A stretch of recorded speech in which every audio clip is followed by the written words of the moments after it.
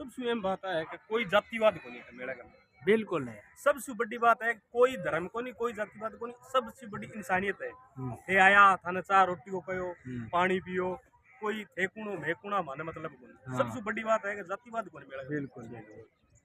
अब बात थाने कटी गलत है। नहीं नहीं आप तो अब गांव में जाओ तो बड़ी के एक कहीं जात रहो, थे कहीं जात रहो, थे कहीं जात रहो। हाँ अठे कोई जात को नहीं, सगला में एक धर्म एक सही निजाम बात है।